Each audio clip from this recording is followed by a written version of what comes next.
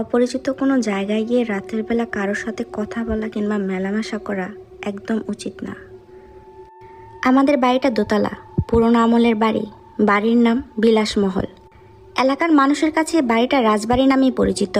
আব্বা বলেছিলেন এখনকার জমিদারের বাগান বাড়ি ছিল এটা। কিছুদিন হয় এখানে উঠেছি আমরা। বাড়ির মূল ফটক পূর্ব দিকে।